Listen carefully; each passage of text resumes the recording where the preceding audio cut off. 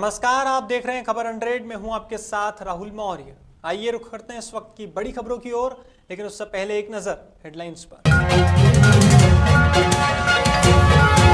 सावन में मूलभूत सुविधाओं से वंचित ग्रामीण जन, जिम्मेदारों ने अपनी जिम्मेदारी से झाड़ा पल्ला। ग्रामीण बोले केवल चुनाव के समय आते हैं नेता। शुक्रवार का दिन रहा गहमा गहमी भरा। जोबट सीट पर हुए सियासती दांवपेच। भाजपा से सुलोचना रावत ने भरा नामांकन।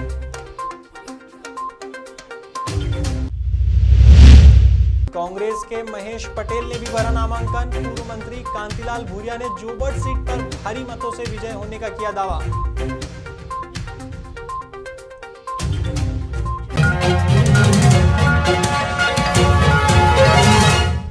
बदनावर की ग्राम पंचायत सेमलखेड़ा में कुंडापाड़ा के रहवासी इन दिनों मूलभूत सुविधाओं से वंचित हैं।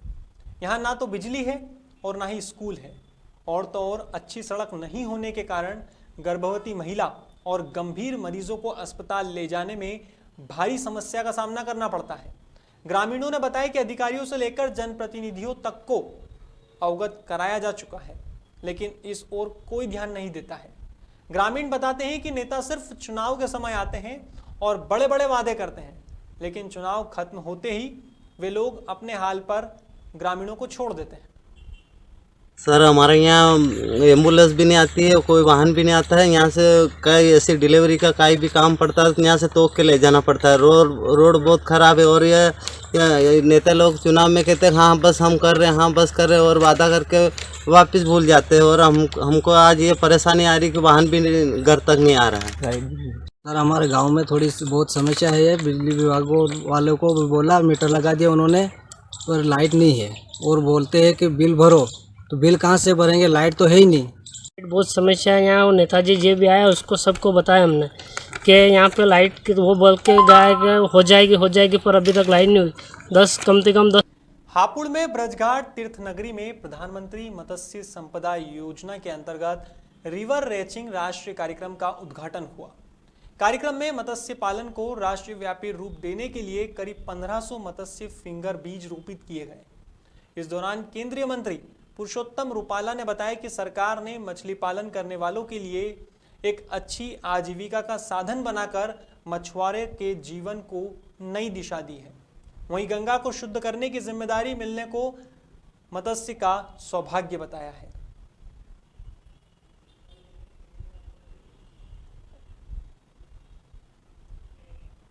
अलीराजपुर के जोबट में उपचुनाव को लेकर शुक्रवार का दिन खासा गहमा गहमी भरा रहा।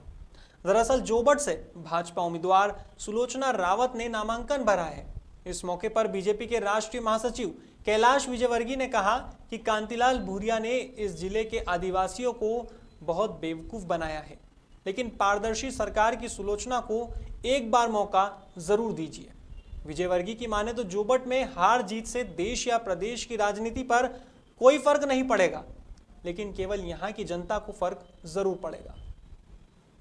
पहले हमारा ट्राइबल एक खेती बड़ी मुश्किल से लेता था, आज तालाबों की श्रृंखला बनाई है। मतलब मेरे द्वारा जब मैं मंत्री था, मेरे द्वारा कम से कम 400 से ज़्यादा धार और अलीराजपुर और झाबुआ में तालाब छोटे छोटे बनाए गए थे, जिससे कि लोग 2 खेती कर सकें, 3 खेती कर सकें। मुझे कहते हुए बहुत गर्व है कि भारतीय जनता पार्टी की सरकार आने के बाद झाबुआ जिले में और अलीराजपुर जिले में पर कैपिटा इनकम बढ़ी है। और इसलिए भारतीय जनता पार्टी ने हमेशा विकास किया है। आज भी हम विकास करेंगे।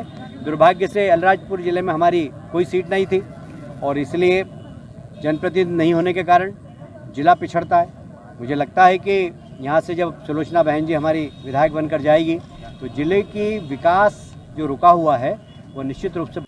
आज ही के दिन जोबट से कांग्रेस के महेश पटेल ने भी नामांकन भरा है। इस दौरान पूर्व कैबिनेट मंत्री कांतिलाल भूरिया भी उपस्थित रहे। कांतिलाल भूरिया ने उपचुनाव में भारी मतों से विजय होने का दावा किया है और भाजपा सरकार को उखाड़ फेंकने का संकल्प लिया है। आइए आपको सुनाते हैं कांग्रेस नेता उपचुनाव को लेकर क्या कह रहे हैं।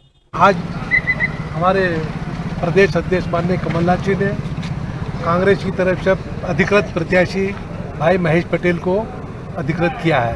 तो आज हम जाके हमने नॉमिनेशन फॉर्म दर्ज किया है और जमा करा है। तो निश्चित ही आप जो बता रहे हैं कि यहाँ जोबट विधानसभा पूरी तरह से कांग्रेसी है। शुरू से अजमेर सिंह से जमाने से लेकर आज तक पर उनकी बहू ने विश्वासघात किया कांग्रेस के साथ। रातों रात वो जाके उनके पाले में बैठ गई। अब इससे इस क्षेत्र की जनता को बहुत आक्रोश है योजना के ऊपर। अब हम निश्चित ही अब जगह जगह जाएंगे और महेश पटेल को भारी बहुमत से जिताएंगे।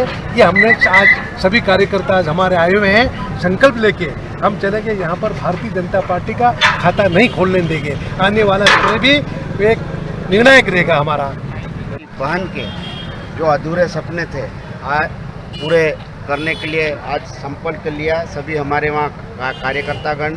और हम ये बिजली, सड़क, पानी, बेरोजगार, रोजगार को लेकर हमारा ये मुद्दा रहेगा। भाजपा बड़े नेताओं को लेकर पहुंची है नामांकन में, आपकी तरफ से, कांग्रेस की तरफ से कोई नेता बड़ा नहीं आया? हमारे राष्ट्रीय नेता है, आदिवासी नेता है और एक ही काफ़ी है। भारतीय जनता पार्टी के तो कई ऐसे नेता, लेकिन हमारे राष्ट्रीय नेता कांतिलाल जी भूरिया है और वहाँ हमारे कई वरिष्ठ प्रदेश के नेता आए हुए हैं वो मंडी परगना में, और वो सभी वहाँ कार्यकर्ताओं के साथ चर्चा। फिलहाल खबरों में बस इतना ही। देश और दुनिया की तमाम खबरों के लिए देखते रहिए खबर 100, जनता की बुलंद आवाज।